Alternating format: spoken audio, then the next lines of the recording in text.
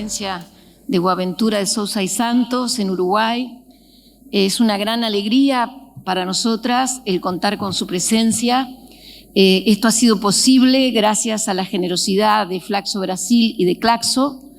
En el caso de Flaxo Brasil, un compromiso como muy importante por hacer todos los intentos de que Boaventura estuviera presente por parte de Salet Valesán, que no nos puede acompañar, pero sí estamos con Rita Gómez y un equipazo también en el Congreso acompañándonos. Bueno, y también voy a hacer una breve presentación, no va a ser un currículum, es una breve presentación de algunos aspectos que me parece importante destacar de Boaventura. Y luego Karina va a dar también una visión desde su perspectiva de Claxo y de inmediato vamos a tener la posibilidad de escuchar directamente a Boaventura, que es para lo que estamos todas y todos aquí ahora. Entonces, en primer lugar, un aspecto que es estrictamente como académico, curricular. Boaventura es doctor en Sociología de Derecho por la Universidad de Yale, director emérito del Centro de Estudios Sociales de la Universidad de Coimbra y profesor distinguido del Instituto for Legal Studies de la Universidad de Wisconsin-Madison. Yo quiero señalar 4 cuestiones muy brevemente a modo de titulares de aspectos que me parece importante destacar y que en realidad contribuyó a esta síntesis también Salet Valesán, que la tenemos aquí presente y que yo, la verdad, pediría un aplauso para Salet Valesán en este momento.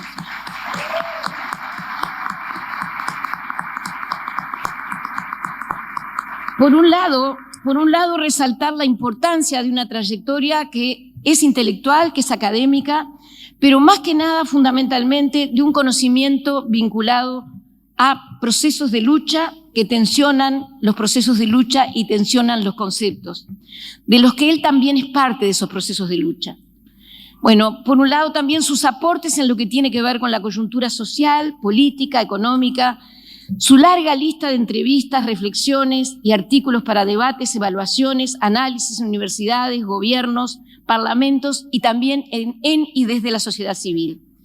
Su apoyo siempre crítico y organizador del Foro Social Mundial, y bueno, y lo que sería como el apunte que de alguna manera, por lo que lo identificamos todos, o todas, todes, epistemologías del sur, ese sur global como categoría epistémica, que se podría decir, como dice Wolfco, es una construcción del otro lado de la línea, desde el sur global no imperial. Por último, destacar también la creación en 2003 de la Universidad Popular de los Movimientos Sociales. Todo esto atravesado por lo que podríamos llamar de alguna manera un modo de reinvención de la emancipación social, entendida como la base en la que los proyectos plurales transforman relaciones de poder en relaciones de autoridad política en su más amplio sentido.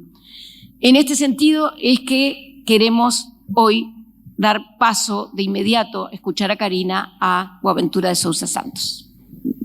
Gracias, Carmen. Es un gusto saludar a todos y todas y especialmente a Flaxo por este Congreso Flaxo 2022 aquí en Uruguay, en Montevideo.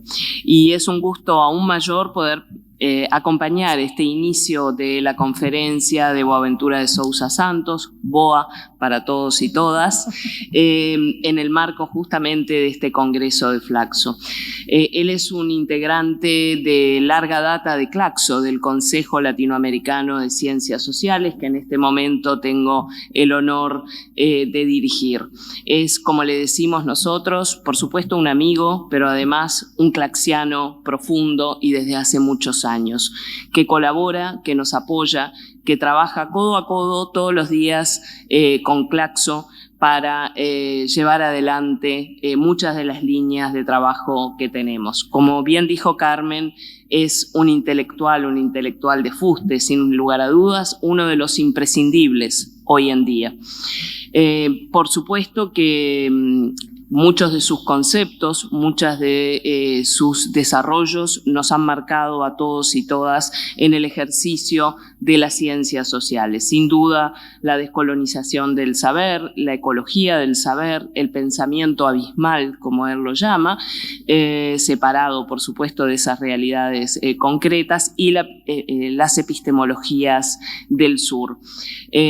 BOA actualmente coordina una especialización en Claxo justamente sobre epistemologías del sur, que desde ya todos y todas invitados a sumarse a esa especialización. Pero además está en este momento en Claxo también coordinando la colección Epistemologías del Sur, que ya cuenta con dos libros de él, Poscolonialismo, Descolonialidad y Epistemología del Sur, que es de mayo de este año, y también Tesis sobre la descolonización de la historia, también de este año. Y la colección, por supuesto, va a seguir creciendo. Esto se hace además en colaboración con el Centro de Estudios Sociales, de donde BOA es, el alma mater, digámoslo así. Además, en el catálogo editorial de Claxo hay otros títulos que les invito a todos y todas, seguramente muchos ya los han leído, pero si no, a que accedan a los mismos. Todos están en acceso abierto, en descarga libre, en la página, en la librería de Ciencias Sociales y Humanidades de Claxo. Descolonizar la universidad, el desafío de la justicia cognitiva global, de septiembre del año pasado. La cruel pedagogía del virus, de mayo de 2020, Izquierdas del Mundo, únanse, y otros ensayos también de Boaventura, de diciembre de 2020, Educación para otro mundo posible, de julio del 2019, y además tenemos el privilegio de que él integre nuestra colección Antología Esencial del Pensamiento Crítico, donde no uno, sino dos volúmenes reúnen sus principales contribuciones. Ese libro, esos dos libros, esos dos tomos son de 2018, ¿verdad? Y después les nombré los posteriores que ha sacado. Como queda claro entonces, es uno de los imprescindibles, también uno de los imprescindibles para nuestro catálogo editorial de Claxo, que vuelvo a insistir, en la página web tienen todo en acceso abierto para que lo descarguen y lo disfruten plenamente. Y para terminar y dar paso a lo que ustedes quieren escuchar, que es a él y no a nosotras, marcar que trabajamos en esa especialización junto a Flaxo Brasil, Rita Saletti, antes Rita ahora, con quien estamos coordinando, y que ese es otro de los privilegios en esa articulación entre Claxo y Flaxo Brasil, tener a Boaventura como director de una de nuestras especializaciones. Sin más, creo, Boa, que es tu turno. Buenas tardes a todas y a todos. Es una alegría enorme todos de estarmos acá. Muchas gracias a Carmen, muchas gracias a Karina por las presentaciones. Es un placer enorme de volver aquí. Hace muchos años estuve en un congreso de Flaxo y ahora vuelvo. Y claro, sé que mi querida amiga Saletti, que debería, pero no pudo estar aquí con nosotros como tanto quería, está con nosotros en espíritu.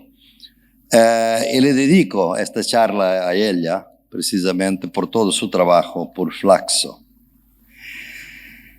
Lo que les voy a hablar es un poco cuáles son los grandes problemas del mundo hoy en día, cuáles son las grandes amenazas, cuáles son los grandes desafíos. Como ustedes saben, yo hablo mi portuñol, ni siempre es muy correcto el español, pero siempre se entiende bien. Me dicen. El primero, obviamente, es algo que no se nota aquí, pero se nota en el mundo, es la pandemia. Nosotros no estamos libres de la pandemia. Lo que pasa es que esta pandemia, que caracteriza como un periodo nuevo de pandemia intermitente, pasa por periodos de pandemia aguda y otros más crónicos, y ahora estamos un poco en un momento de cronicidad, quizás aquí porque es verano, en Europa peor ahora. Por ejemplo, en mi país ya es obligatorio de nuevo las mascarillas, aquí no hay. Las variantes siguen. Esta pandemia va a estar con nosotros porque el modelo de desarrollo que tenemos es un modelo que está propenso a producir pandemias más que nunca. Porque las pandemias surgen ahora del hecho que los virus que circulan entre los animales salvajes, que son muy importantes, fundamentales, que circulen entre ellos. Pero como estamos a desestabilizar los hábitats de los animales salvajes, por ejemplo, cuando desmatamos la Amazonía, cuando contaminamos nuestros ríos, por ejemplo, obviamente que hay el riesgo que los virus vengan a los humanos. Y los humanos no están inmunes, no están protegidos. De alguna manera, en vísperas o ya mismo en la cuarta revolución industrial de la inteligencia artificial, nosotros estamos un poquito en la situación de los indígenas de América Latina cuando llegaron los colonizadores, que traían virus, como sabe, mortales, la varíola, y que mataron por millones, sobre todo en México, pero también en otras partes y en los Estados Unidos, y aquí también. La diferencia, obviamente, es que tenemos vacunas, y no tenían vacunas, ¿no? Por eso, esta es una de las amenazas muy grandes. La segunda amenaza relacionada con esta es la catástrofe ecológica. El secretario general de las Naciones Unidas acaba de declarar que una de dos, de declarar en Egipto, como saben, donde está la COP reunida, una de dos, o va a haber un pacto, digamos, de iniciarnos rápidamente una transición que pueda revertir toda esta catástrofe que se aproxima, o va a haber un suicidio colectivo. Y para ustedes imaginarme la seriedad de esta amenaza, es que en Egipto están 600 lobbyistas de petroleras, de empresas químicas y de la Coca-Cola para exactamente invitar a la humanidad a seguir por el camino del suicidio colectivo. O sea, para impedir, de hecho, una transición, digamos, postdesarrollista a nuestro mundo. La tercera es que nosotros, desde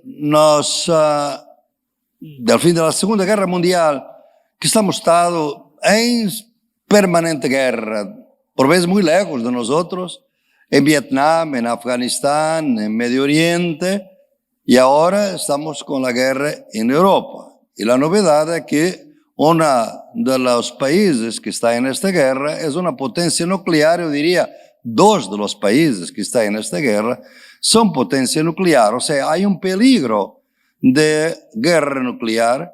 Y les puedo decir que hoy ya los artículos en Foreign Affairs, que es una revista, digamos, convencional de relaciones internacionales de los Estados Unidos, se habla de la guerra nuclear como si fuera algo que tiene que pasar y nada más que eso. Entonces, estas tres son las grandes amenazas que tenemos, son amenazas globales para las cuales no tenemos soluciones de alguna manera globales en este momento. Si hay soluciones, son difíciles de implementar porque la política es nacional, está definida en términos nacionales.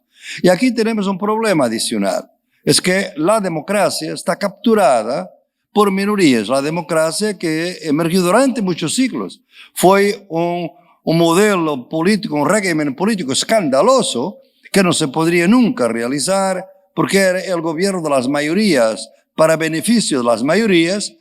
No era posible. En un momento en que el político y el económico estaban muy conectados, con el capitalismo se logró de alguna manera una diferencia, por lo menos formal, entre el político y el económico, y ahí surgió la posibilidad de la democracia liberal.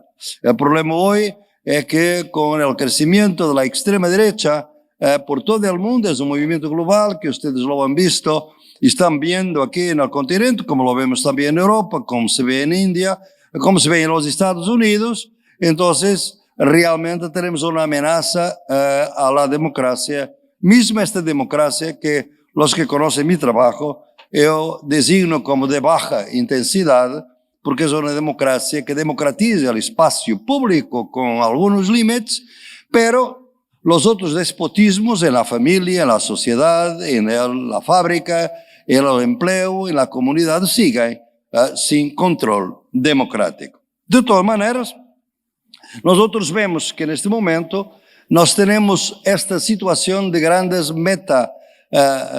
amenazas y que vemos el mundo. Como imaginamos en este momento, es importante que ustedes aquí en América Latina vean un poco cómo está el mundo en un sistema de gran incertidumbre, que yo diría casi de bifurcación en términos teóricos, y que es el siguiente.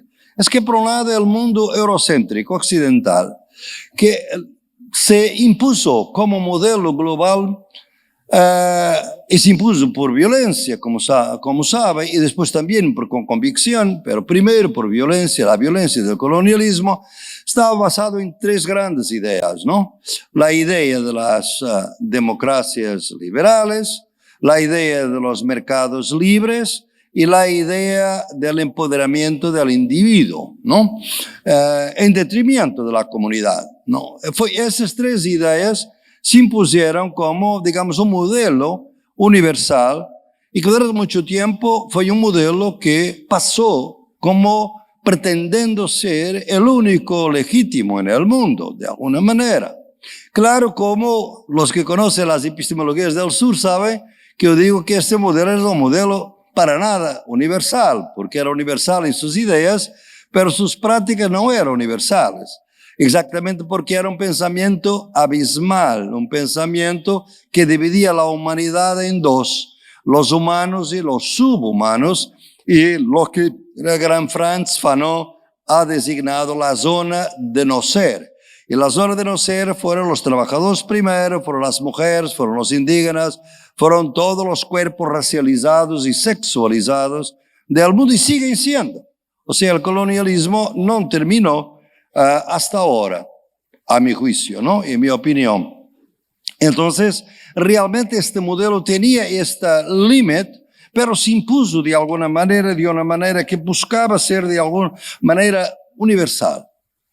Pero en este momento no lo es, mismo si quieres aparentarse como un modelo universal, ya no tiene credibilidad en el mundo. Compare un poquito lo que era el inicio del siglo XX y cuál es el inicio del siglo XXI. Al inicio del siglo XX, 90% de los países del mundo estaban sob influencia europea. O porque eran colonias, o porque habían sido derrotados por las guerras del opio, caso de China, ¿no? Y ahora, al inicio del siglo XXI, cuando este mundo occidental busca aprobar sanciones en contra de Rusia en las Naciones Unidas, solamente 25% de los países del mundo firman las sanciones. Y esos países del mundo son 15% de la población mundial. Entonces, ¿cómo se puede decir que este modelo es un modelo universal cuando realmente, cuando intenta imponerse en las Naciones Unidas, tiene la población de 15% de la población mundial?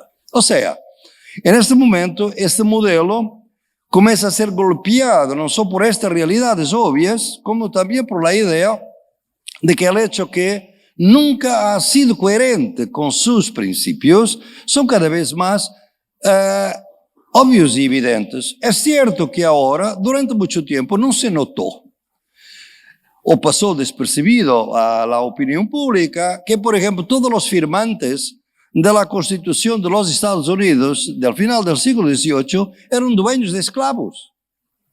¿Cómo se puede imaginar que los firmantes de la Constitución del país de los libres, the country of the free, todos ellos eran dueños de esclavos? Y sin contradicciones, claro, porque los esclavos no eran gente, eran mercancía.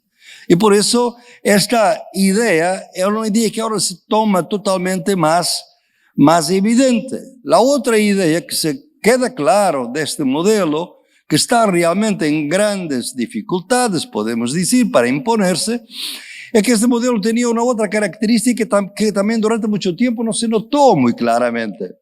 Es que él comparaba siempre los principios del modelo eurocéntrico con las prácticas de los otros pueblos. Entonces, cuando los colonizadores llegan a América, obviamente que los colonizadores tenían principios de libertad, de igualdad, de productividad. Los indígenas tenían prácticas salvajes, tenían canibalismo, nunca se contrapuso los principios de los colonizadores con sus prácticas. Los colonizadores tenían principios, los otros pueblos tenían prácticas, ¿no? Esta es una contradicción obvia, ¿no? Porque si no fuera tan obvia, ¿cómo sería posible que en un siglo se destruyera la gran montaña de Potosí, de oro y de plata?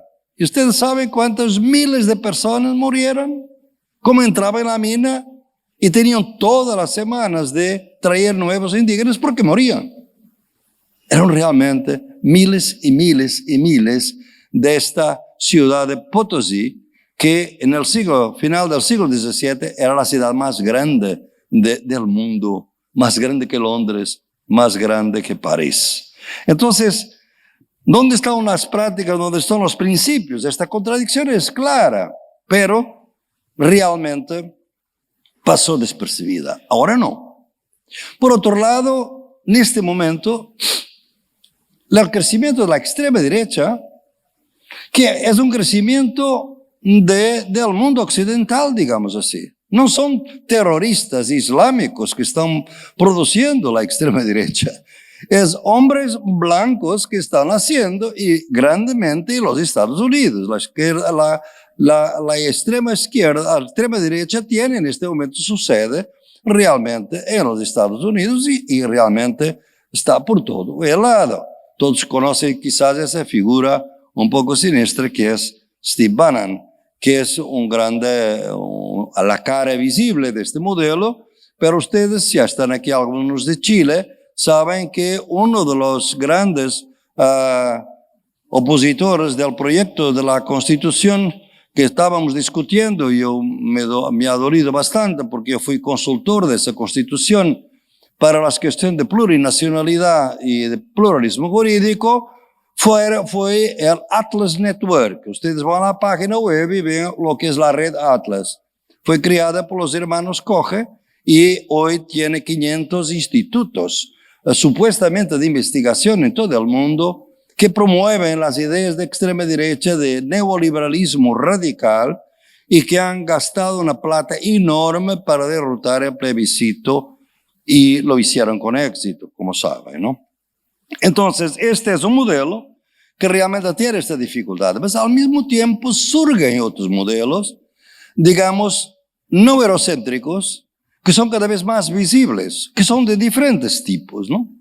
Nosotros que hemos trabajado con el movimiento indígena aquí en el continente, sobre todo a partir de los 90 del siglo pasado, habíamos notado que este mundo no eurocéntrico, un universo cultural no eurocéntrico, los pueblos indígenas, estaban haciendo con bastante fuerza lo que llamo en mi epistemología una ruina viva, o sea, algo que los colonizadores habían intentado destruir, pero que nunca lograron destruir completamente. Destruyeron gran parte de ello, pero esa ruina era mínimamente viva para renacer. Y ha renacido al punto de que en 2008 y 2009 vamos a tener dos constituciones que por la vez primera tienen conceptos fundamentales en lenguas no hegemónicas colonialistas. O sea, la Constitución de 2008 de Ecuador y 2009 de Bolivia, donde tenemos suma causai, suma camaña, pachamama, conceptos que realmente nunca habían logrado entrar en una constitución, que es un documento obviamente de raíz, de matriz eurocéntrica, ¿no? Por otro lado, un otro universo, y voy a esto un poquito más tarde, otro universo cultural, que es el universo cultural islámico, que ha sido derrotado enormemente desde el siglo XI, sobre todo, por el mundo eurocéntrico, también ya renacido de una manera que por veces muy violenta, como sabemos, el terrorismo islámico, pero no es de esa manera. Si ustedes miran lo que está en la bibliografía hoy en el mundo, de la sociología, de la antropología islámica, es fabulosa. Si ustedes ven lo que está siendo escrito ahora en Indonesia, en Malasia, por ejemplo. Los colegas, un gran colega, Said Faratalatas, que escribe exatamente de su sociología de un punto de vista islámico, ven como a la conciencia que otros mundos posibles, epistémicos, estaban ahí y que ahora vuelven. Además, hay un libro mío que es un libro que se llama En el taller del sociólogo artesano, y fue publicado por una revista, por una editora en España, está publicado también en portugués, Morata, en Madrid. Y en este libro dedico un capítulo a aquel que yo considero uno de los fundadores de las ciencias sociales, Ibn Khaldun.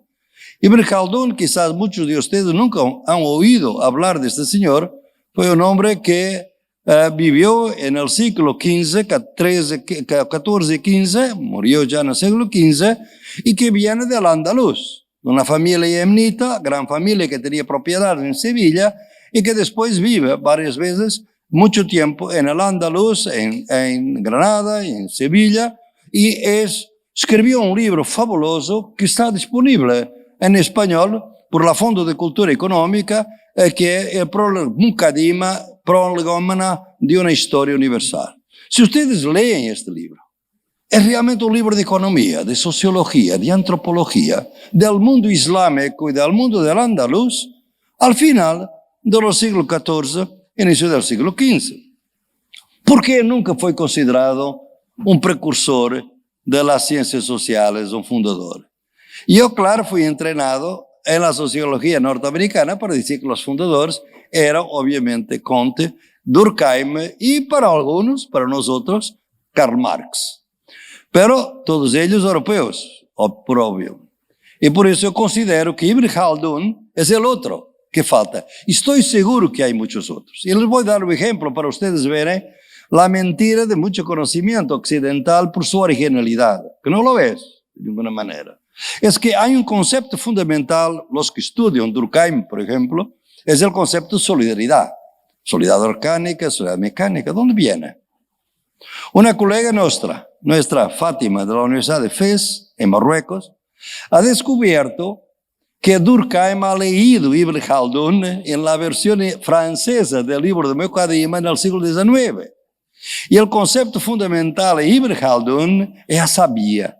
Asabía en árabe es exactamente solidaridad. Y lo que pasaba era que Ibn Khaldun estaba realmente muy angustiado con el hecho que la solidaridad de la sociedad islámica se rompía. De todas maneras, era un texto bastante pesimista sobre la evolución del mundo islámico después de las glorias del siglo IX, del siglo X, del siglo XI, y estamos en eso. Durkheim lo usó y nunca citó.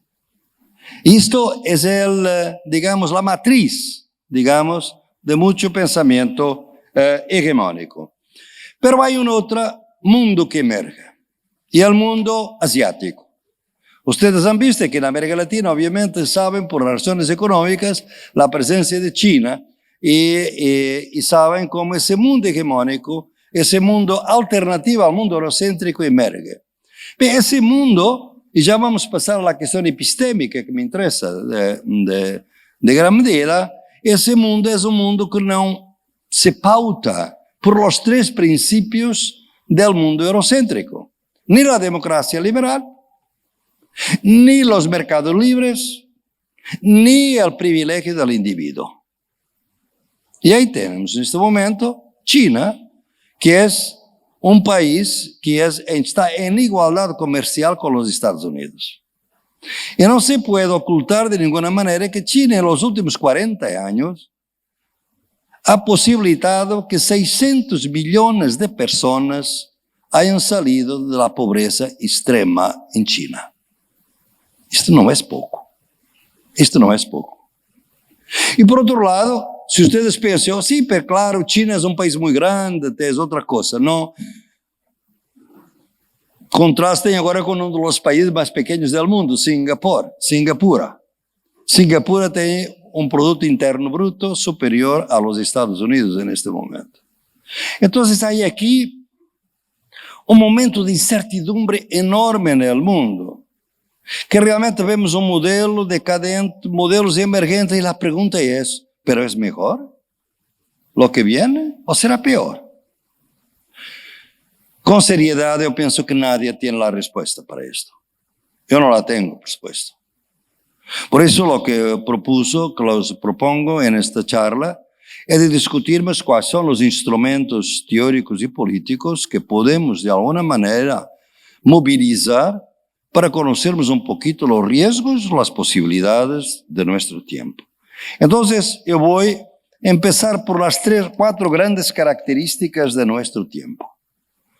Claro que podrían ser 5, 6. Si yo estuviera en mis clases de doctorado con mis estudiantes, yo los diría, ustedes empiecen ya a pensar cuál es la 5ª y la 6ª y la 7ª, y me digan, si me convencen, yo añado, si no me convencen, no añado.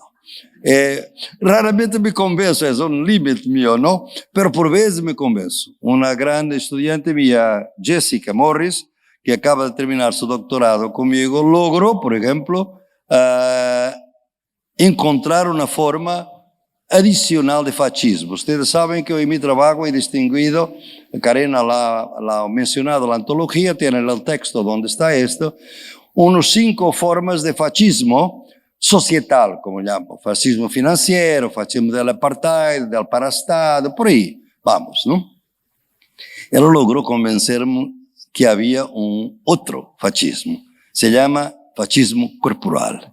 Y ese fascismo es una perspectiva feminista de la comparación de las luchas feministas en Argentina y Brasil en las últimas décadas. Ahí está. Así logramos apuntar. Entonces voy a dar mis 4, si ustedes quieren otras más, estudien y propongo, ¿no? Entonces la primera interregno es conocida de todos y de todos, ¿no? Porque viene de Gramsci. Gramsci es muy conocido esto, ¿no? Es la idea de que el viejo no está todavía totalmente muerto y el nuevo no está todavía vivo. Y como es esto, estamos en un mundo de monstruosidades.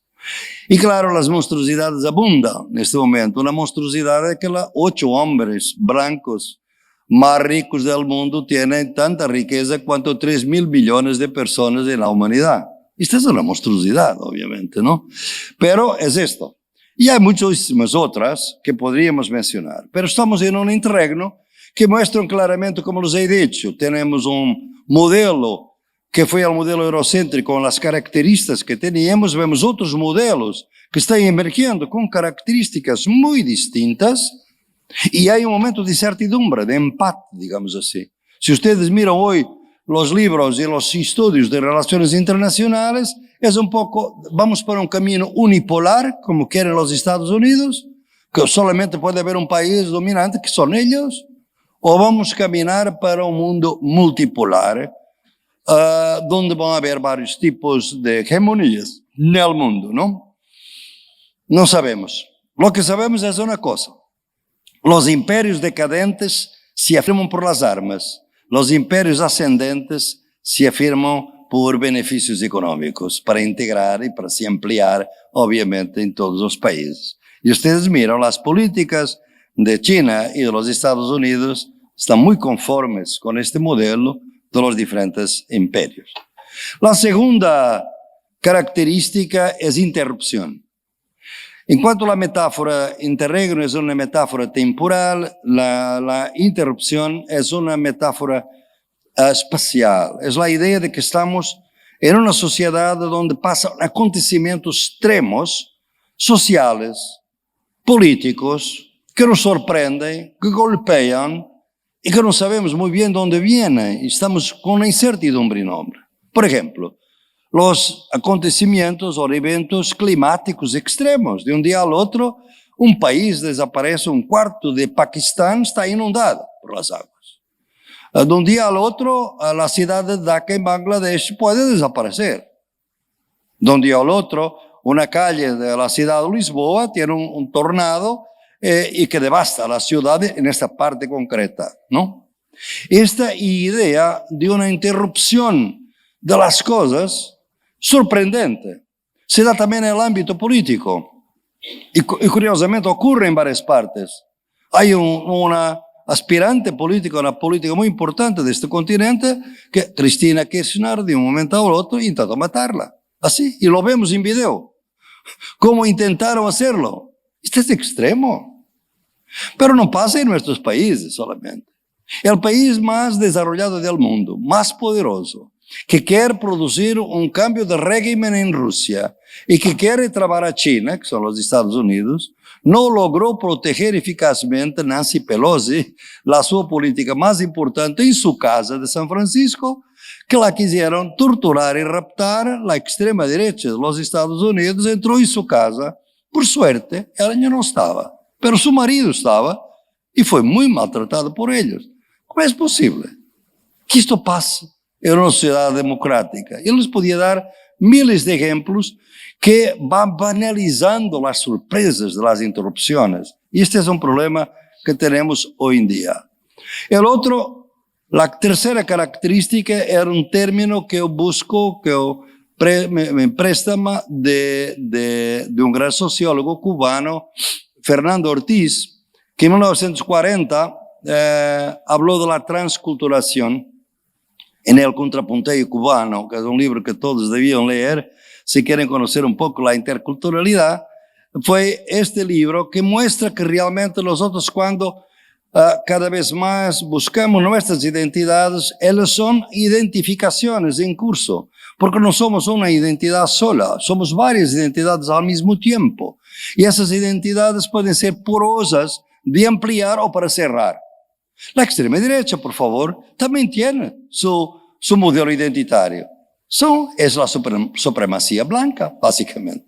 Ustedes ven que la extrema derecha en Europa no es en contra del estado de bienestar, contra las políticas sociales, totalmente. Es que las políticas sociales son para nosotros, no para ellos. Y ellos son los migrantes, son toda la población de un continente que hoy es muy multicultural por toda la presencia del colonizado ahora en Europa. Entonces, transculturación era esta mezcla de un juego que por veces parece que creamos guetos identitarios, al mismo tiempo, esta gran capacidad de tener.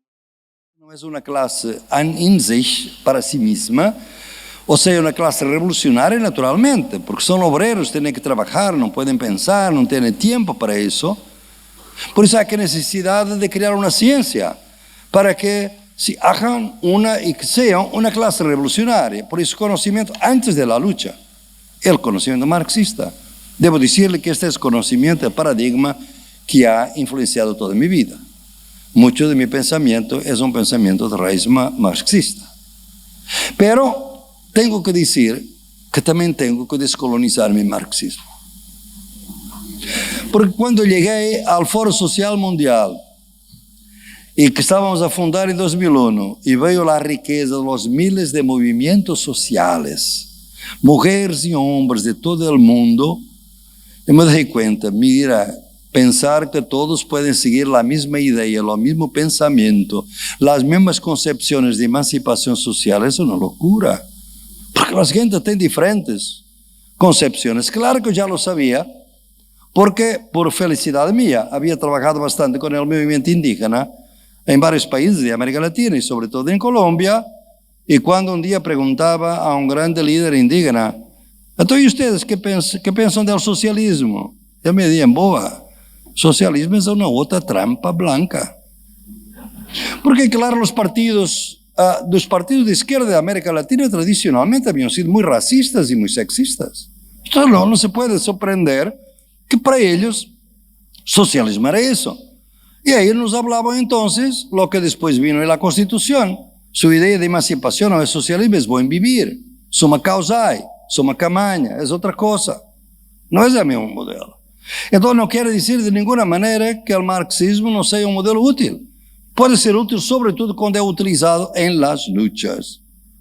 Pero tiene estos límites también. Claro que hay un debate enorme, no voy a detenerme aquí, si ustedes quieren me preguntan, sobre los debates hoy en día muy ricos dentro del marxismo que tenemos, cuál es el concepto de naturaleza de Marx.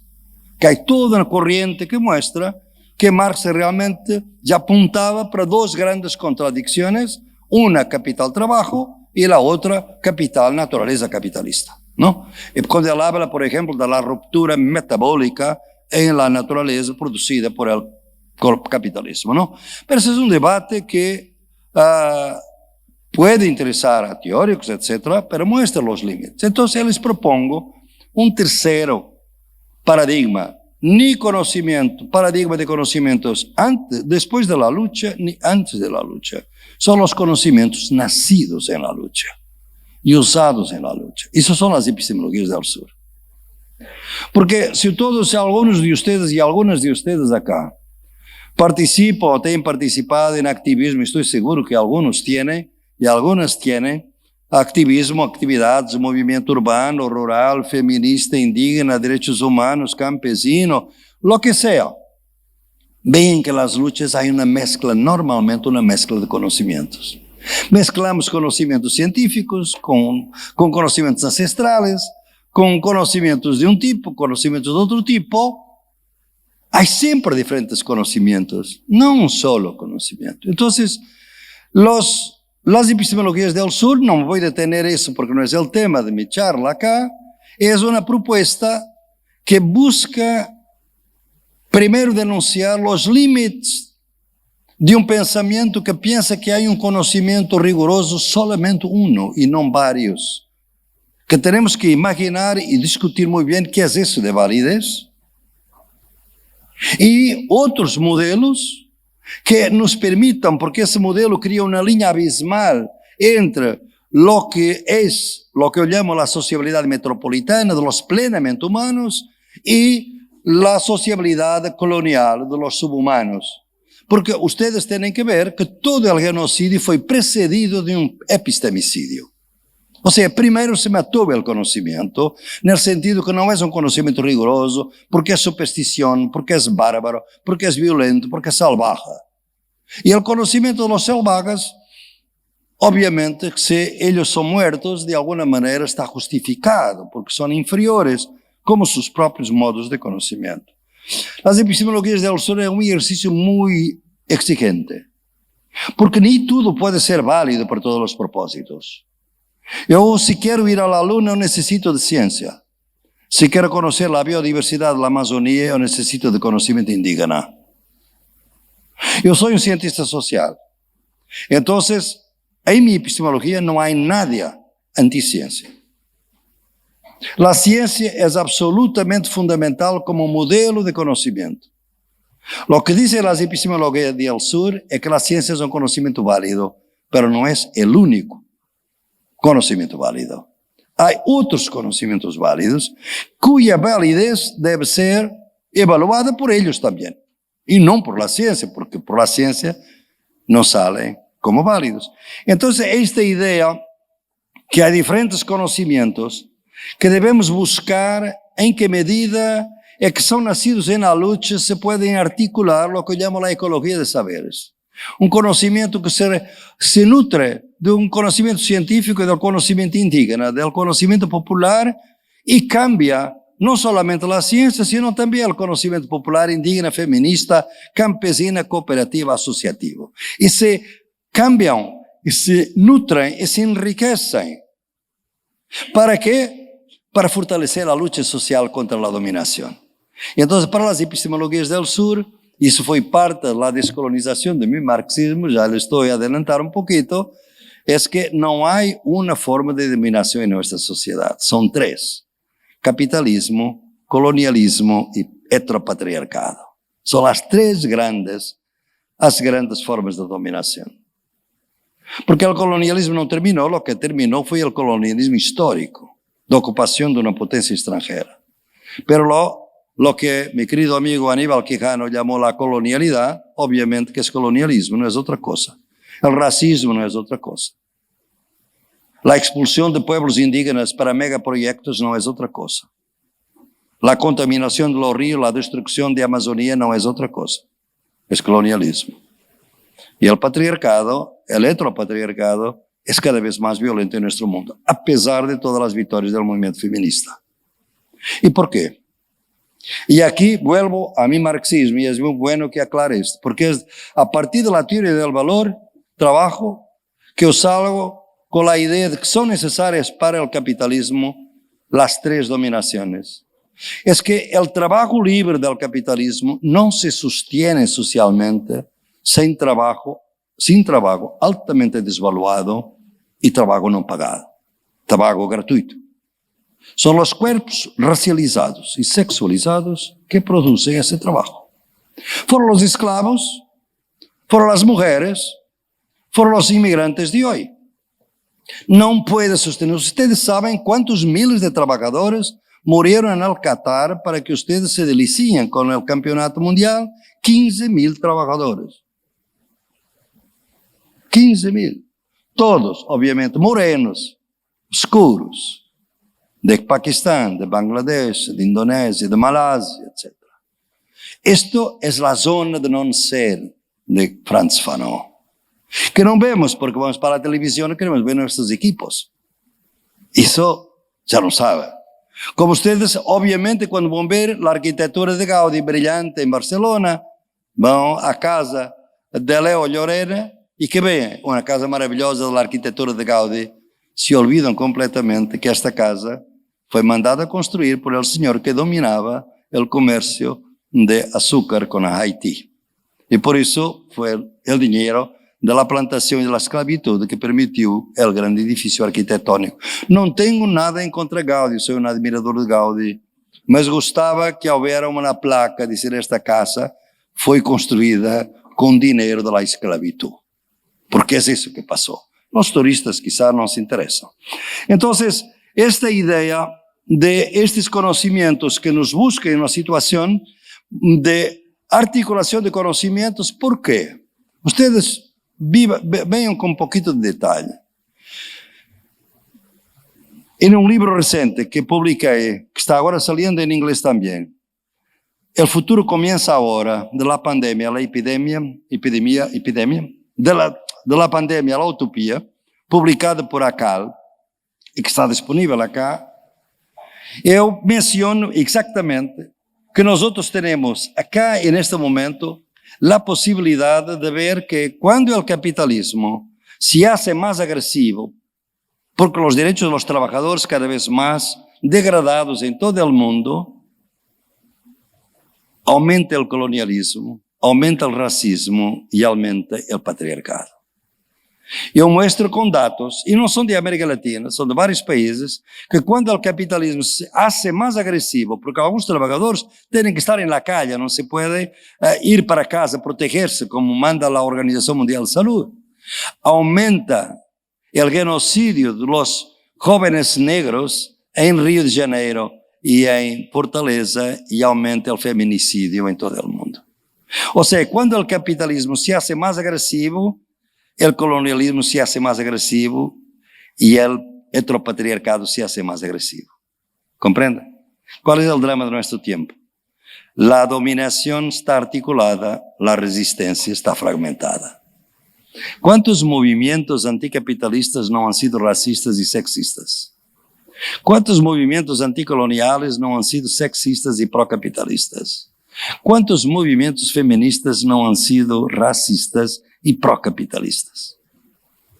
Se não logramos unir as lutas e as resistências, não saliremos disto. E por isso, as epistemologias do Sur partem de duas condições, que é a segunda parte de mi charla, e a última, por supuesto, que les voy a hablar, que es algo en mi trabajo nuevo, pero lo gustaría de compartir aquí por la vez primera con ustedes acá.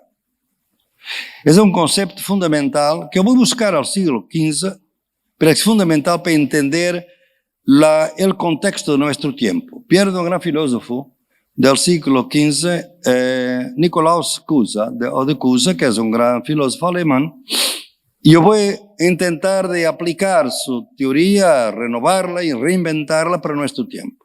Se llama ignorancia esclarecida. En 1440, Nicolau de Cusa publicó un libro llamado La Docta Ignorancia. En latín quiere decir la ignorancia esclarecida. ¿Qué quiere decir? Quiere decir que la ignorancia esclarecida es un ejercicio muy activo y exigente. E intento ustedes agora verem vuestro trabalho, porque é importante, sobretudo os mais jovens que veem, que estão agora produzindo suas teorias e ideias, que o desconhecido não é o opuesto do conhecido, é parte do conhecido. Ou seja, Para nosotros, en el pensamiento eurocéntrico, porque es el único riguroso, los otros no son conocimientos, el desconocido es el opuesto del conocido. Intenta imaginar que el desconocido es parte de que ustedes conocen, que ustedes no pueden conocer sin desconocer, que cuanto más conocen, más desconocen, y que por eso conocer es ignorar. Y los que no tienen la idea de que son ignorantes ignorantes. No saben que son ignorantes. El pensamiento hegemónico eurocéntrico, debo decirlo, es fundamentalmente un sistema ignorante. Porque todo lo que cabe en este conocimiento, les voy a dar 3 ejemplos, es considerado irrelevante. Entonces, lo que deberemos ver es que realmente la máxima ignorancia esclarecida es la máxima conciencia de la diversidad epistémica del mundo. Y eso nos enriquece, no empobrece. Porque de alguna manera, cuanto más conocemos, más desconocemos. Y por eso nuestras teorías tienen que ser humildes. No pueden ser teorías arrogantes de que tenemos la verdad. Porque lo que nos une a todos los modelos de conocimiento es la búsqueda de la verdad. La verdad por vez no divide. Lo que nos une es la búsqueda de la verdad. Y si ustedes ven bien de esta perspectiva, de desconocido y al conocido, cada tipo de conocimiento produce un tipo de desconocimiento, o desconoce algunas cosas, no desconoce otras. Vamos a ver, por ejemplo, la ciencia. Yo, como he dicho, soy un cientista social, muy orgulloso de eso, y por eso para mí, de una perspectiva de ignorancia esclarecida, lo importante para yo conocer las potencialidades de la ciencia social es conocer sus límites.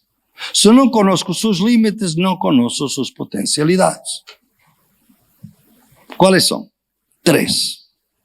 Primero, lo aprendí con un gran físico teórico, Carl von Weizsäcker. A final de los años 80, yo era investigador, muy joven en ese entonces, ainda, todavía, en el Max Planck Institute en Alemania. El único Max Planck tenía 2 directores. Un director para las ciencias naturales, que era Carl von Weizsäcker, un gran físico que ganó el premio Nobel, y un gran teórico de ciencias sociales, Jürgen Habermas, que todos conocen, ¿no? Entonces, al almuerzo, cuando nos reunimos, conversábamos, ¿no? Y era Carl von Weizsäcker que nos decía, mira, ustedes saben cuáles son los límites de la ciencia. Y discutíamos. Los límites de la ciencia es este. Y ustedes ven todos los días en vuestros cursos y en vuestras clases. Nosotros solamente sabemos responder científicamente a preguntas que podemos formular científicamente. Si no logramos formular científicamente una pregunta, no sabemos responder. Ela es irrelevante. Y hay preguntas importantes que no se pueden formular científicamente. ¿Qué es la felicidad? ¿Por qué estamos en este mundo? ¿Dónde venimos? ¿Para dónde vamos? ¿Nuestros ancestros hoy están aquí con nosotros? No sabemos. Científicamente es imposible. Hace un par de años yo estaba dando una clase en Helsinki con estudiantes de Finlandia y les he dicho esa broma que ustedes pueden entender. Les digo, bien, ustedes hacen parte del país más feliz del mundo. La UNESCO acababa de realizar un sondeo sobre los conceptos de felicidad, juntaron una serie de indicadores sociológicos y resultaba que Finlandia es el país más feliz del mundo. Yo cuando llegué a Helsinki pregunté a los estudiantes, entonces ustedes son los más felices del mundo. Entonces ustedes se suicidan por felicidad, por supuesto. ¿Por qué? Porque la tasa de suicidio en Finlandia es la más alta de Europa. Y hay razones para eso. Hay un gran debate sobre la altísima tasa de suicidio en Finlandia. ¿Por qué el país más feliz del mundo se mata tanto? Y no era de felicidad. O sea, los indicadores no eran fiables para indicar lo que es la felicidad, básicamente. Entonces, la primera límite es esta, ¿no? La segunda límite es que la ciencia es muy buena para acumular información y conocimiento, pero es muy pobre para la sabiduría.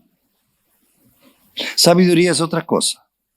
Lo aprendemos en las plazas, en las comunidades, en los barrios, de gente que no tiene doctorado ni licenciatura ni está en la universidad. Es otro conocimiento. Hay conocimientos que nos permiten llegar a la sabiduría un poco más. Nosotros en ciencia tenemos mucha dificultad con este concepto. Un gran filósofo keniano, Odera Uruka, que es una persona fundamental para conocer, ustedes pueden leer su libro llamado Sage Philosophy.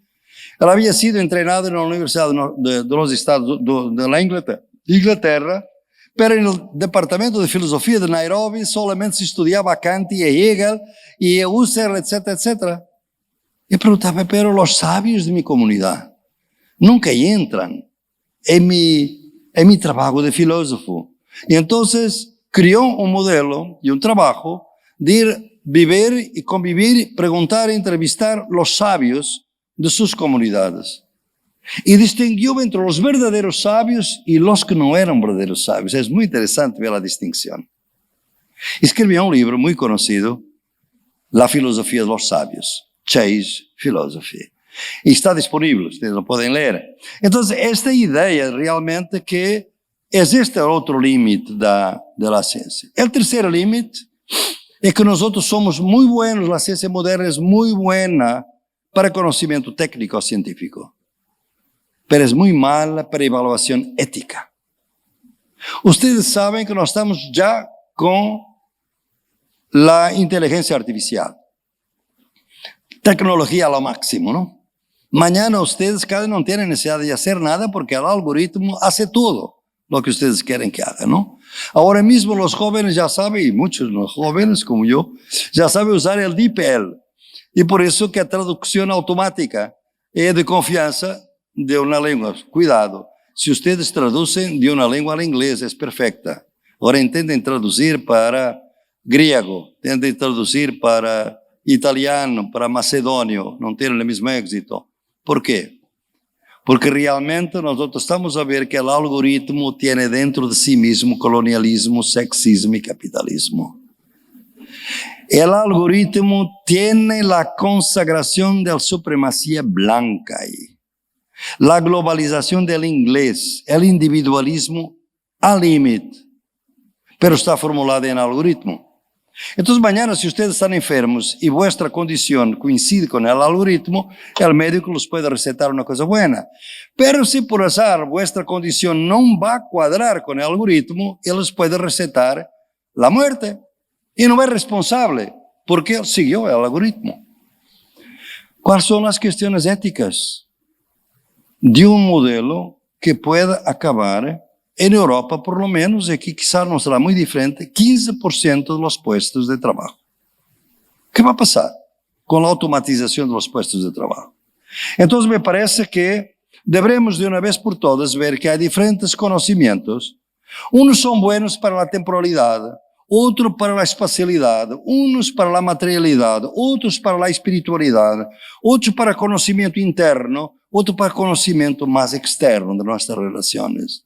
Y hay que imaginar esta diversidad epistémica y eso es lo que me parece tiene las epistemologías del sur. Y por eso la ignorancia esclarecida es la condición primera de las epistemologías del sur. La segunda, y con esto termino, es la traducción intercultural. Y que nosotros tendremos cada vez más de ser traductores interculturales. Es otro ejercicio altamente exigente. Exactamente ¿por qué? Porque nuestro conocimiento no es un conocimiento de certidumbres totales, porque si la verdad era una cosa existente verdaderamente, no debería cambiar, y la verdad está cambiando todos los días. Por eso la ciencia se caracteriza por la búsqueda de la verdad y no por la verdad. Eso hoy está en la epistemología, desde Prigogine a tantos otros, ¿no? Entonces hay que ver que nuestro pensamiento es conjectural. No nos gusta hablar de esto, pero la idea de conjectura es buena porque viene del latín y con quiere decir con. O sea, es un conocimiento con algo que no reclama la verdad, pero tampoco es mentira. Es lo que es la conjectura, ¿no? Es muy importante. Nuestro conocimiento no es un conocimiento de luz. Es un conocimiento de sombra. No es obscuridad. Esa es la extrema derecha.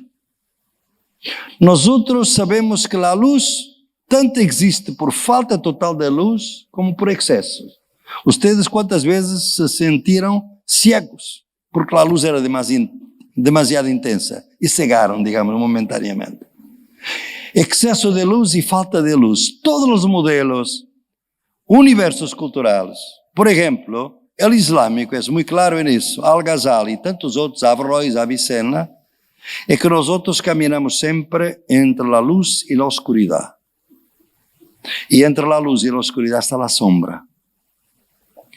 Es un conocimiento que no tiene luz, pero tiene rastros de luz, señales de luz. Esto es nuestro conocimiento. El señor que teorizó esto por la vez primera fue quemado vivo en 1600 en la Plaza de Fiori, en Firenze. Se llamó Giordano Bruno. Y hoy reconocemos su trabajo. Entonces, me parece que ningún modelo de conocimiento puede reclamar el monopolio de la verdad o el monopolio de la validez. Es necesario realmente entrar con esta diversidad epistémica del mundo. Y si es así, no hay teorías de vanguardia, hay teorías de retaguardia. Yo digo siempre que yo nunca quería ser un intelectual de vanguardia. Porque la vanguardia tiene esta característica, hace una distinción entre teoría y práctica. Cuando las cosas no van bien, la culpa es de la práctica, nunca de la teoría. Y por eso muchos teóricos que causaron mucho mal siguen siendo grandes teóricos, pero las prácticas fueron desastrosas.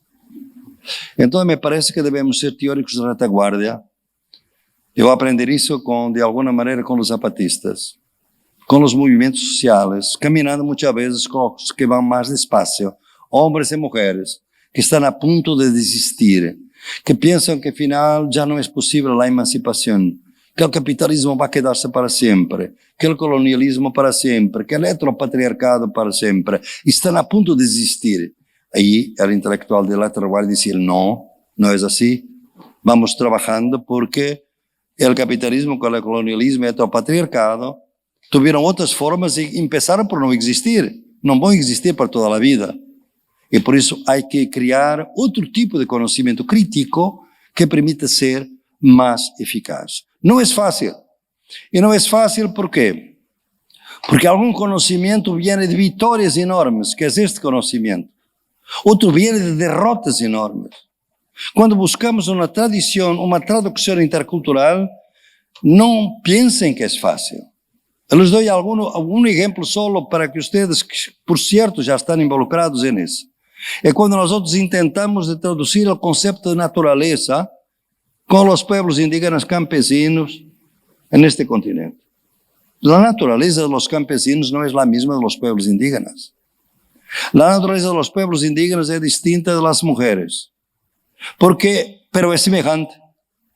Porque para los indígenas tierra es territorio es identidad cultural y es identidad material, el territorio hace parte de la identidad. Por eso cuando no nos podemos sorprender que los pueblos indígenas no se sienten muy movilizados por la idea de reforma agraria, que es fundamental para los campesinos sin tierra, pero la idea de territorio es fundamental. Y cuando las feministas de este continente lograron un avance extraordinario, que fue decir, mi cuerpo es mi territorio. Hicieron de inmediato una articulación de luchas entre los pueblos indígenas y ellos mismos, ¿no?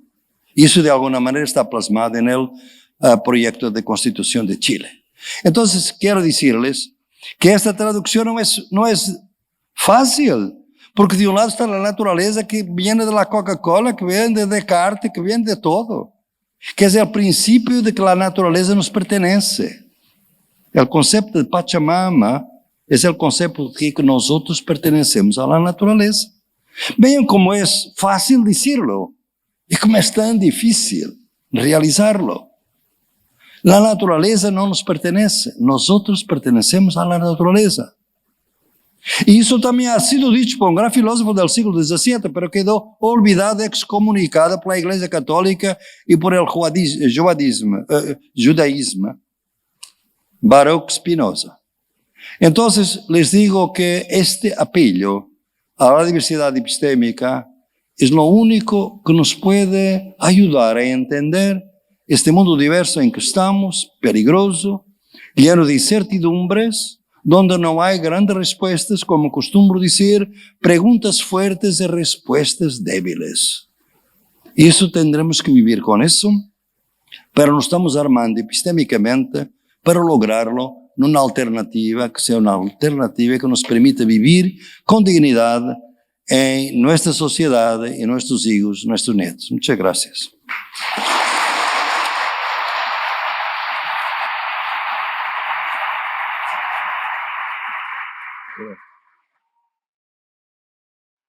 Se imaginarán que el sinnúmero de preguntas que llegaron por WhatsApp nos hace imposible realizarlas todas. O sea que hicimos una selección y pedimos disculpas a las que no están porque por razones de tiempo sería imposible la totalidad de las preguntas poder cubrirlas.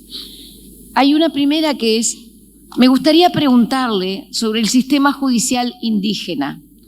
¿Cree que el modelo chileno era un modelo adecuado? ¿Considera que la incorporación de estos sistemas judiciales indígenas deberían aplicarse en casos de violencia de género? Una segunda pregunta. ¿Cómo piensa que el colonialismo es revitalizado? Revitalizado.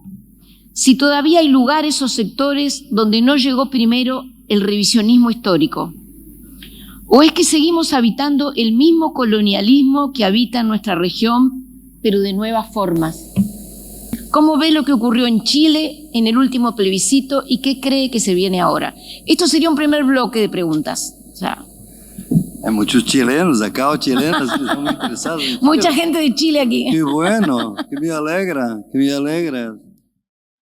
Yo realmente, gran parte de mí, tal vez la primera especialidad de mi trabajo es la sociología del derecho. Mi doctorado en la Universidad Norteamericana de Yale fue exactamente sobre pluralismo jurídico, fue estudiar el sistema jurídico de una comunidad barrial, una favela de Río de Janeiro, Jacarezinho, que vivía en ese entonces alrededor de un sistema jurídico paralelo, que era la Asociación de Moradores. Como comunidad ilegal no podía ir a los jueces, no podía registrar la propiedad, porque todo era ilegal, digamos así, de un punto de vista. Y para muchos esta sociedad no tenía ley, era violencia pura y dura, no era. La gran mayoría de la gente era gente decente y digna, y había otras leyes, otras formas de regulación del comportamiento. Entonces, y obedecían, como si fuera un derecho oficial, pero no lo era. Entonces llegó ahí el concepto de derecho de los oprimidos. Fue el título de mi trabajo de doctorado, el derecho de los oprimidos. Ustedes saben, Pedagogía del Oprimido había salido en 1968 por Paulo Freire, ¿no? Entonces, la idea de pluralismo jurídico quedó en la vida académica, la sociología del derecho y la antropología. Y hay un debate enorme sobre este tema, y exactamente sobre la pregunta, ¿no? Donde esa pregunta se quedó más fuerte fue en 1994, cuando se realizó y se promulgó la Constitución del post-apartheid, del fin del apartheid en Sudáfrica. Eso fue de 1994 a 1996. Vamos a tener una nueva Constitución que ya va a terminar el apartheid, ¿no?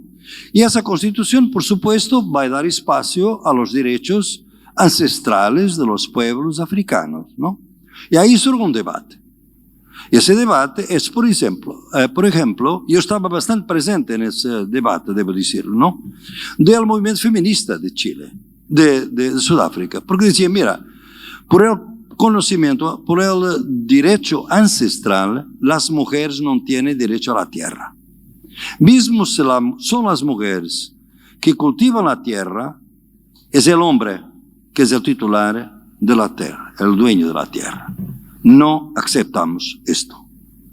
¿Cómo es posible que una constitución que quiere decir el fin del apartheid va a consagrar que las mujeres no tienen derecho al consagrado derecho ancestral?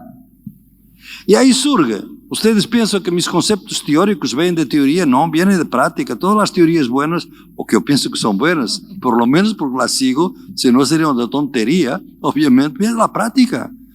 Fue que yo asistí a cómo fue la discusión para encontrar una ecología de derechos acá. ¿Qué era esto? No puede ser el derecho eurocéntrico de Sudáfrica, que era el derecho holandés, el derecho inglés, básicamente, y del otro lado el derecho ancestral. Porque el derecho, por ejemplo, el derecho inglés no va a permitir la propiedad comunal, propiedad de la tierra, que es fundamental en África, la propiedad comunal. El sistema del Código Civil normalmente solo consagra la propiedad individual. Por eso no puede ser este solamente. Pero tampoco es posible que las mujeres no tengan derecho. Todo esto es político, debo decir, porque había un movimiento feminista fuerte en Sudáfrica en ese entonces. Y entonces, ¿cuál fue la solución? Muy interesante. Es que la Constitución de Sudáfrica permite que haya constituciones locales. Y esas constituciones locales son reconocidas, locales según el derecho ancestral, son reconocidas por el Estado y puede administrar la tierra ancestral de acuerdo con sus usos y costumbres desde que las mujeres tengan igual acceso a la tierra. Si no dan acceso ilegal a la tierra, esa constitución no es reconocida por el Estado y es considerada una actividad irregular. Ustedes ven aquí cómo es posible a partir de eso encontrar un encuentro donde realmente por un lado se defiende la tierra comunal y de otro lado los derechos absolutamente legítimos de las mujeres. En América Latina, ustedes saben que tenemos un debate enorme. Ese debate ha sido muy fuerte en Ecuador, ha sido muy fuerte en Bolivia, ha sido muy fuerte en Colombia y obviamente ahora también en Chile. Yo he estado con movimiento indígena, con los mapuches en Chile, y habíamos discutido mucho esa cuestión. El proyecto constitucional de Chile es un proyecto que visa reconocer, yo no estoy diciendo que el proyecto constitucional es perfecto, de ninguna manera. Hubiera sido posible quizás mejorarlo en un punto o el otro. Y por otro lado, sobre todo en una sociedad tan polarizada cuanto Chile en este momento, ¿no? Pero la idea es que el modelo del conocimiento del derecho indígena era el derecho que visaba sobre todo crear la posibilidad de control territorial a los mapuches para que no sean considerados terroristas por el Estado, como saben, por la ley de Chile, los mapuches que bloquean una carretera para que no entre la empresa en sus territorios son considerados terroristas, ¿no? Y eso no es solamente en Chile, pero en Chile se ha aplicado de una manera muy fuerte, ¿no? Eso lo vimos en los últimos 20 años, sobre todo. Entonces la idea es de permitir ese control territorial que obviamente va a apuntar por otro modelo de desarrollo. Para el buen vivir, ¿no ves el desarrollo capitalista? Sobre todo las madereras o de la minería, es otra cosa. Y por eso, el gran problema que se ponía con este modelo era este siguiente, es de saber si el modelo indígena, el derecho indígena, vale solamente dentro de las comunidades y entre quién. Por ejemplo, un blanco o un mestizo entra en la comunidad y mata a una persona. ¿Es juzgado por el derecho indígena o por el derecho oficial? O el derecho indígena es simplemente para indígenas en el territorio indígena. Y un indígena que vive en Santiago de Chile, ¿puede hacer apelo a su ley o no? Porque es urbano. Estos fueron los problemas que discutimos y son problemas muy complejos. Y yo les debo decir, mi experiencia, que no se resuelven por ley. Resuelven por legislación permanente, judicial muchas veces, de la Corte Suprema o de los jueces, como fue en Sudáfrica. En Sudáfrica, ellos decidieron que muchas cuestiones no se podían decidir en la Constitución. Teníamos que decidir paso a paso con los tribunales, con los jueces en la Suprema Corte. Y en algunos casos se logró avanzar y en otros no. Digamos, por ejemplo, los derechos reproductivos de las mujeres. Fue una lucha enorme para imponerlos en Sudáfrica. Por eso yo le quería decir que la violencia de género es exactamente lo mismo, ¿no? Porque violencia de género hay en las comunidades indígenas como hay en las ciudades, es mucho más normal. En los condominios cerrados hay mucha violencia doméstica. Ustedes no se imaginan, hay hoy estudios en los Estados Unidos para ver cómo la incidencia de la violencia doméstica entre la clase alta, pero es muy menos visible, ¿no? Entonces hay violencia de género y tiene que ser condenada de una manera radical en donde sea. Y por eso el pensamiento, el derecho indígena no puede y nunca ya ha logrado lo que ha logrado la violencia de género. El problema es el siguiente, es lo que consideramos, y es un problema intercultural que es complejo, les digo, y que no vale la pena decir que esto es así y no puede ser. Vamos despacio, ¿no? Por ejemplo, lo látigo. La justicia indígena, que no tiene, ¿no?, muchas veces prisión, ¿no? Tiene la posibilidad de látigo. Látigo puede ser considerada un crimen de tortura y como tal totalmente condenado. Y es un látigo, es más violento que una prisión perpetua, que muchos países aceptan o no. Hay aquí una concepción de valor de la vida y de concepciones de la vida. No hay que decir, mire, no. Lo que tendremos que ver es lo siguiente, fue mi punto en Chile. No podemos tener una constitución intercultural si después la Corte Constitucional no va a tener jueces y juezas indígenas, campesinos, que tengan la sensibilidad de eso. Hoy en varios países, por ejemplo en Bolivia ya tiene, en Ecuador se ha intentado. Ecuador tuvo una gran amiga mía, Nina Pacari, que fue jueza del Tribunal Constitucional de Transición indígena. Entonces, es un problema complejo, pero vale la pena estudiarlo porque es también una garantía de interculturalidad. La cuestión del colonialismo, mire, yo sobre Chile, yo casi que ya contesté sobre la tercera, ¿no? Porque lo que yo pienso es lo siguiente, fue un retroceso enorme. Sabemos que la constituyente fue el resultado de una coyuntura política fabulosa, a mi juicio, y estoy disponible para discutir eso, en que se encontró el movimiento feminista, el movimiento juvenil y el movimiento de los mapuches.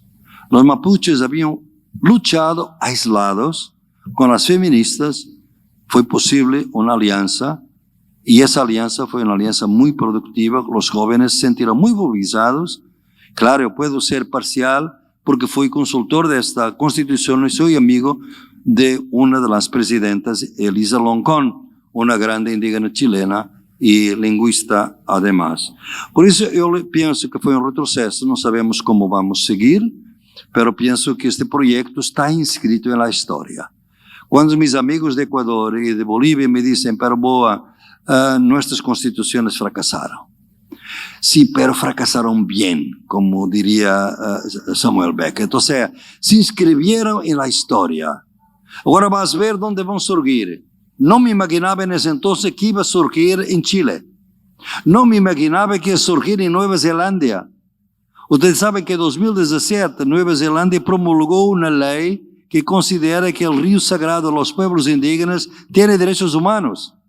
La inspiración fue la Constitución de Ecuador. El artículo 71 del derecho a la madre tierra, derecho a la Pachamama. ¿Quién pudiera pensar que una cosa de América Latina va a tener algún resultado en Nueva Zelanda? Y mejoraron, es mejor lo de Nueva Zelanda de lo que está en la Constitución de Ecuador. Porque en la Constitución de Ecuador no se da plata para realizar la cura del río.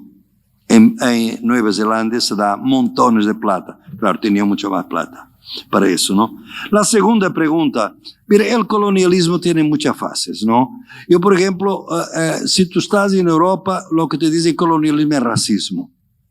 Colonialismo no es simplemente racismo. Racismo es una forma fundamental de colonialismo, porque racismo es la degradación ontológica, como el sexismo. El racismo, como el sexismo, es una degradación ontológica. Alguien es menos humana que otra. Eso es lo que este modelo universal nos ha dado de alguna manera. Esa línea abismal. Por eso no me parece que realmente el racismo es obviamente una forma de colonialismo, pero es la única. Hoy, por ejemplo, acaba de salir en Granada un libro que yo prefacié llamado Colonialismo Energético. Hay aquí alguien de México, quizás hay gente de México. O sea, ustedes saben lo que pasó en el Istmo de Tehuantepec con las eólicas de las empresas españolas que entraron en el Istmo de Oaxaca y casi destruyeron la vida de los indígenas que vivían ahí, porque ustedes no se imaginan lo que es vivir cerca de un molino de eólicas para energía renovable. Es un ruido enorme. Las aves, los pájaros no pueden pasar, es muy importante hacerlas. Renovación energética, pero no a costa de los indígenas. Ese es colonialismo. Ustedes ven lo que está pasando en Egipto, quieren una transición energética, pero no quieren que los países que más polúen son los que más pagan. Dão a decir a los países del tercer mundo o menos desarrollados que tienen ahora que desarrollarse de una manera distinta sin que ellos cambien. ¿Qué es el mercado del carbono si no es eso mismo? Es la continuidad del colonialismo. Entonces, me parece que esa que es necesidad de ver el revisionismo es un problema muy específico de los europeos en este momento y de los norteamericanos. Porque el norteamericano de alguna manera es una colonia que nunca se descolonizó, porque mató a los indígenas básicamente, ¿no? Totalmente. Y por eso es una colonia que después fue colonizadora y no descolonizó hasta hoy. Y por eso tenemos esta forma de ver cómo las diferencias de estos colonialismos ahora exigen un revisionismo. Fue bueno colonizar. El texto que mencioné, que ustedes pueden leer, va a haber algunos países, por ejemplo, se analiza Botsuana, se analiza Singapur, se analizan otros países, dice, mira, estos países fueron los que siguieron mejor el colonialista, tienen más éxito. Los que intentaron romper se destruyeron. Cuidado, ¿cuántas variables, si somos sociólogos en serio, cuántas variables debemos contar para explicar el éxito o el fracaso de una medida? No se puede decir que fue por una sola causa. Entonces, este revisionismo, mismo inversionismo, es lo que me parece más. No puedo seguir porque hay un otro, ya sé que tenemos horas limitadas. Muy bien. Segunda tanda, Boa. A ver, la primera tiene que ver justamente con lo de epistemologías del sur, reúne varias que hicieron, ¿verdad? La idea de dar voz a los sin voz y qué opinión te merece la convergencia de los múltiples saberes para fortalecer esa epistemología, sobre todo teniendo en cuenta los saberes ancestrales y los saberes modernos. Luego también... Karina, una que llegó complementaria de esa que va en el mismo sentido. Que llegó hace un momentito. En relación a la epistemología que reconoce los saberes, además del conocimiento científico, quisiera preguntar si se consideran los saberes de la niñez, pensando en las consecuencias que tiene en esta sociedad adultocéntrica y los derechos de todas las personas. Bien, luego hay otra que mueve un poquito el eje hacia las discusiones de izquierda y derecha en América Latina, considerando, digamos, tu postura, obviamente, sobre el conocimiento, si consideras que el conocimiento que nace durante la lucha podría aplicarse en el detrimento del bipartidismo de izquierda y derecha en América Latina, dando paso a nuevos movimientos sociales y políticos, todo entre signos de pregunta, ¿verdad? ¿No? Como afirmación. Y después una más sobre las cuestiones de las formas de dominación y si consideras que el patriarcado como forma de dominación está presente también en los pueblos indígenas y si es una forma de dominación aún preexistente a la colonización y al capitalismo. Muy bien. Son buenas preguntas. Pregunta es muy fácil para mí, digamos, en este momento, de responder a la última. Claro, por ejemplo, colonialismo y patriarcado siempre existieron. No son invenciones del capitalismo, por supuesto, ¿no? Lo que cambió fue que colonialismo y patriarcado fueron reconfigurados para ser dominaciones del capitalismo, juntas con el capitalismo, a través del mecanismo del trabajo libre. Es eso que acaba. Esta teoría, si ustedes quieren desarrollar, una gran feminista y socióloga, Silvia Federici, y si quieren pasar a una de las más promisoras del continente, Verónica Gago, en Argentina pueden mirar exactamente esta idea. O sea, tiene algunos problemas teóricos, no voy ahora a detallarlos, sobre todo la teoría del trabajo, del valor trabajo, pero nos ayuda de alguna manera a explicar. Claro que obviamente que los pueblos indígenas han tenido y tienen patriarcado. Todas las sociedades lo tienen tenido, excepto las sociedades de matriarcado que existían. Realmente, si ustedes miran, por ejemplo, en África, en gran parte de África Oriental, por ejemplo, era todo matriarcado. ¿Cuándo empieza el patriarcado en África? Con el Islam. Es el mundo islámico que va, de hecho, realizar el patriarcado en África. No fue mucho antes del colonialismo europeo, por así decir, ¿no?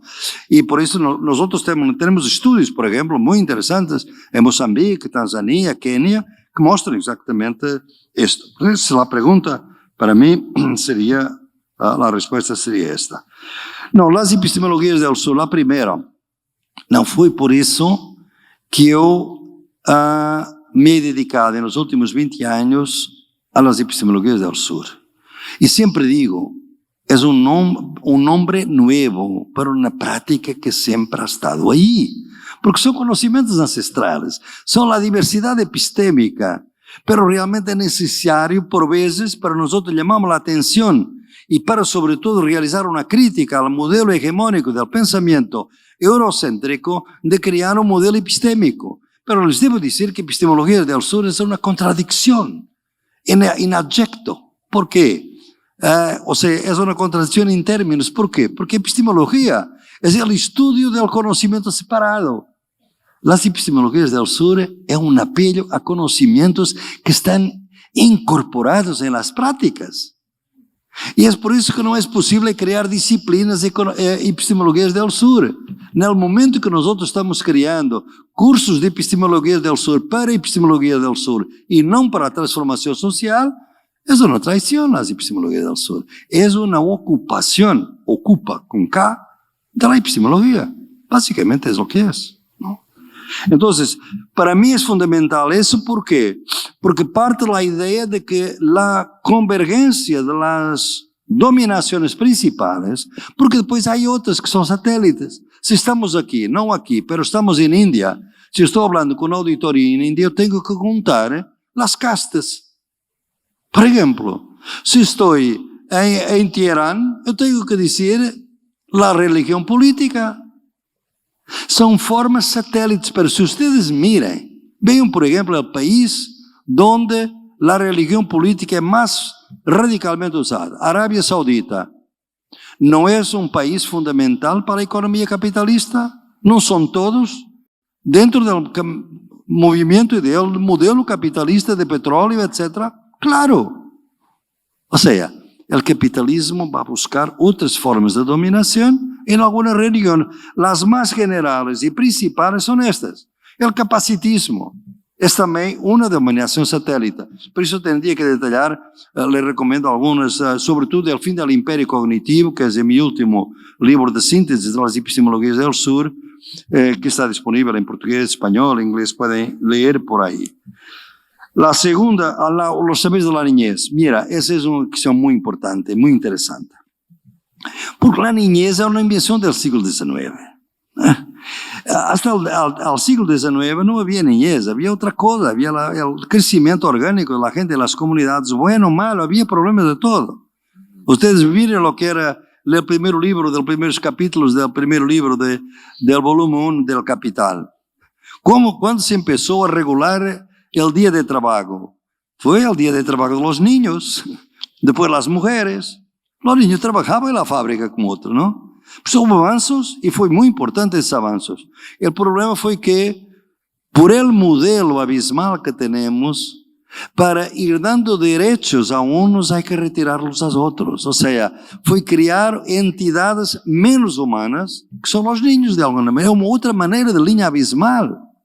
Es crear a alguien que no está plenamente desarrollado para ser autónomo. Pero saben que en el siglo XVII, ¿cuál era en Locke? Vamos a la teoría política de Locke. ¿Por qué los trabajadores no podían votar en la democracia? Una razón tan clara y tan obvia es que los trabajadores trabajaban para patrones. Por isso eram dependentes do patrão. Por isso não podem votar autonomamente, porque vão votar onde o patrão lhe disse. Então não podem ser autónomos. As mulheres não podiam votar porque eram casadas com seu marido, o marido eram dependentes do marido, normalmente, ilegalmente. Ou seja, esta ideia do que é a autonomia varia. E eu penso que hoje toda a literatura sobre o direito à niñez está cambiando todo isso, e penso que é também por onde as epistemologias do Sur estão caminhando. Veem que hoje, por lo menos em Europa, não sei por acá, são os jovens da escola secundária, muitos que não podem votar, que estão ocupando, por exemplo, em meu país, as escolas secundárias, a de forçar uma transição energética rápida, porque senão o mundo acaba. O modelo é uma niña, Greta Thunberg, de Suécia, que realmente não diz a los jovens, não sabe se o capitalismo pode acabar, mas o mundo pode acabar. Isso é quase uma vergonha para nós outros cientistas sociais, que temos tantas dúvidas se o capitalismo, alguns têm, eu não, mas têm tantas dúvidas se o capitalismo pode acabar, mas os jovens não têm dúvidas que o mundo pode acabar. Isso é por aí que vamos. Bem, todo meu trabalho por esquerda e direita é de reinventar as esquerdas. Eu realmente, esse livro que Karina mencionou, foi basado em experiência de alguns países da Europa e da América Latina, de que realmente as divisões de esquerda são fatais para impedir que a esquerda chegue ao poder. E lo vejo todos os dias, não? E quando há alguma convergência, eu penso que avançamos politicamente com algumas conquistas na política, digamos, institucional. Quais são as novidades agora para mim do meu trabalho mais recente em relação a isso, que não é tão recente, mas não está tão claro nesse livro, por exemplo. Primeiro, é que a direita nunca tem que reinventar-se.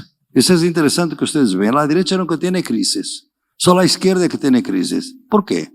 Porque a direita vê a política como a continuidade dos negócios. Ou estão em los negócios capitalistas, en la oposición al gobierno. Cuando estoy en el gobierno, un poquito más de poder. Cuando no estoy en el gobierno, un poquito menos de poder. Pero es negocio. Política es negocio, ¿no? Y lamentablemente, si la izquierda alguna vez piensa que la política es negocio, se suicida, obviamente, ¿no? Entonces, esa idea es que es necesario reinventarla. ¿Por qué? Porque exactamente las izquierdas en el mundo estão bastante dominadas por el pensamento eurocêntrico. Seja o pensamento convencional, funcionalista, estruturalista ou o pensamento marxista. Por exemplo, considerar que és de esquerda é summa causae ou o bem viver é reto enorme, há debates enormes. Nós outros acabamos de publicar por acá as economias de bem viver. Em muitos países, trabalho coordenado por mim e por uma colaboradora minha, colega, gran feminista em Portugal, Teresa Cunha. Nas economias de bom viver, que são a grande maioria das economias do mundo, em termos de gente. Pero os estados só conhecem a economia capitalista. Então, penso que nós temos que reinventar. E vejam como por vezes as ideias melhoram com o tempo. Eu sei que os jovens são bastante impacientes e devem serlo, mas a história tem outra paciência mais histórica. Para surpresa de muitas e de muitos, Gustavo Petro, antes de chegar a la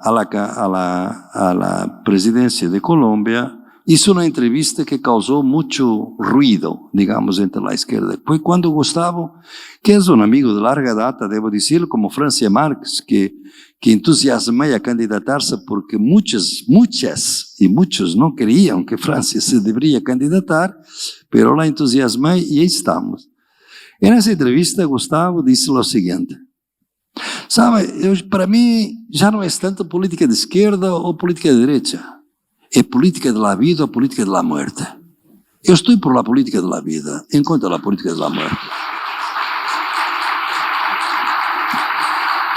Então, é novo? Pode dizer, claro, é outra maneira. E eu poderia dizer, sim, mas se eu miro, por exemplo, quando analiso meu trabalho sobre a pandemia, a direita e a esquerda, digo, pois, a direita é a política da morte. Porque todos los países que eran gobernados por la derecha fueron donde murieron más personas por la pandemia. Boris Johnson en Inglaterra, Trump en los Estados Unidos, Brasil, Bolsonaro, Narendra Modi en India. Por eso la derecha es política de muerte. Y la izquierda fue una política de vida en ese sentido, ¿no? Porque ha tomado en serio la pandemia.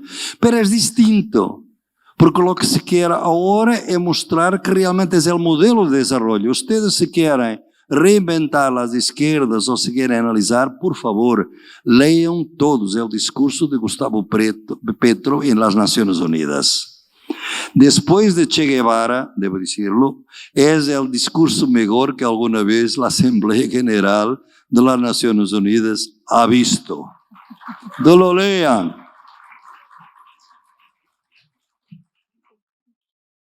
Tendríamos dos más que llegaron recién y que me parece, una es el reconocimiento de los animales no humanos como sujetos de derecho. ¿Puede insertarse en las epistemologías del sur? ¿De qué forma? Esta es una. Y la otra que la tengo aquí en el celular es, me gustaría preguntar si considera que la agroecología, con base y nacimiento en las comunidades campesinas y de pequeños productores, es una forma de repensarnos, no solo como sujetos productores de alimentos, sino como agentes de cambio profundo social. Muy bien. Mira, las preguntas son cada vez más exigentes. Hay más, ¿Cómo se conciben los paisajes bioculturales desde las epistemologías del sur? Y hay muchas más, pero no vamos a cerrar porque estamos repasados de tiempo. Mira, que este grupo Siguen es un grupo fabuloso. Impresionante. Ay, Karina, ¿no? ¿Qué es? Impresionante. Gracias por las preguntas.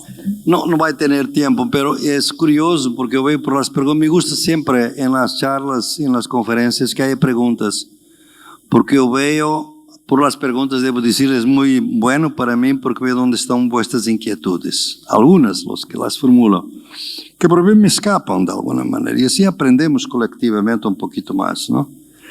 Yo pienso que aquí están las tres, representan la otra dimensión que las izquierdas tienen que reinventar y que estaba relacionada con la anterior, que es este: nosotros vamos a valorar la vida o la vida humana. La vida humana, ¿saben cuál es el porcentaje de vida humana de la vida del planeta? La vida humana es 0.01% de la vida total del planeta. 0.01% de la vida total. Y nos arrogamos a destruir el planeta. Esa es la condición en que vivimos. La catástrofe ecológica es esto. El planeta no va a acabar. Lo que puede acabar es la especie humana. Pero el planeta sigue. ¿Cómo siguió sin los dinosaurios? Sí, ¿no? Entonces, esta idea nos está a llevar, y a toda la discusión del antropoceno, exactamente si sabemos, un gran colega de Colombia acaba de publicar un libro muy importante que ustedes pueden leer, Santiago Castro Gómez, sobre el absolutismo antropológico. Fue esta idea que desde el siglo XVIII se creó la idea, ella realmente es del siglo XVII, Descartes, que realmente la vida humana tiene una superioridad trascendental en relación a vida, al resto de la vida en el planeta. Porque la vida humana tiene una inspiración divina que la res extensa, que la materialidad de la vida no tiene. Y este absolutismo antropológico nos ha forzado a mirar todo por la idea de los humanos y por lo bien por los humanos. Y habemos visto cómo los pueblos indígenas nos han enseñado que la madre tierra es nuestra madre. Los humanos centrados solamente en sí mismos están en riesgo de matar la mama, la madre tierra. Y eso es una tontería. Y es un suicidio, digamos, como decimos. Entonces, realmente lo que estamos a entrar es un otro biocentrismo, si quieren, que ya no es un humanocentrismo, un humanismo, que fue siempre muy selectivo, porque en la sociedad moderna no hay humanidad sin deshumanidad. Siempre lo digo, es la línea abismal. No hay humanos sin subhumanos. Isso devemos conhecer isso. Em realidade prática é isto que passa. Então, se não devemos usar um conceito que seja mais amplo da vida, esse conceito, que consequências nos vai levar? E aí vem a questão dos animais, não somente dos animais. Eu tenho uma colega minha em meu Centro de Estudo Social da Universidade de Coimbra, que acaba de ganhar um grande projeto europeu. É curioso, porque é aí que esses projetos avançam quando a realidade está cá, digamos assim, que é discutir a sensibilidade das plantas da Amazônia. Ou seja, começar a analisar com outros conceitos como se pode reinventar sensibilidades, conocimientos de las plantas, por ejemplo, de los árboles, como los árboles en la Amazonía se fecundam unas a las otras, como se ayudan unas a las otras, como se estruturam en un grupo de rizoma subterráneo que nosotros no entendemos. O sea, como los anarquistas en el siglo XIX, Kropotkin, que había estudiado las abejas para mostrar cómo la comunidad de las abejas era lo opuesto de la origen de las especies, obviamente, que era realmente su gran idea, despensa, están estudiando ahora la naturaleza. Entonces, en la naturaleza de los animales, ya tenemos los derechos de los animales, tenemos derechos humanos de los ríos. El río Atrato, en este momento en Colombia, tiene derechos humanos por una ley, por un acuerdo constitucional. Un antiguo estudiante mío que agora juez de la Suprema Corte de Ecuador acaba de escribir una sentencia maravillosa sobre derechos humanos de un río en Ecuador. El río Ganges tiene derechos humanos. ¿Cómo podemos dar derechos humanos a un río? Nos obliga a reconvertir todas nuestras teorías. La primera ministra de Nueva Zelanda, que es una mujer muy interesante, una joven, que es primera ministra muy progresista y que fue ella la gran autora de la ley que promulgó el derecho humano del río sagrado de los indígenas. La oposición fue contraargumentar en su contra, con mucha fuerza en el Congreso neozelandés. Pero qué locura es esa, señora primera ministra, dar derechos humanos a un río. Un río no es una persona. Un río no tiene sexo, no tiene brazos, no tiene cabeza. No es una persona. ¿Cómo se puede dar derechos humanos? ¿Saben cuál fue la respuesta de la primera ministra? Dígame, señor, ¿una empresa tiene sexo, tiene cabeza, tiene brazos? Desde el siglo XIV, antes del siglo XII, las empresas tienen personería jurídica. Son personas jurídicas. Es una ficción. No son personas jurídicas. ¿Cuál es el problema? Realmente se cayó. Entonces, yo pienso que es por ahí que nosotros deberemos ir reinventando el conocimiento, porque los retos están por ahí, y me alegra mucho que vuestras preguntas van a la dirección de la próxima generación de preguntas que van a surgir, y ahí estamos nosotros para trabajar conjuntamente por ellas. Muchas gracias. Gracias, muchísimas gracias.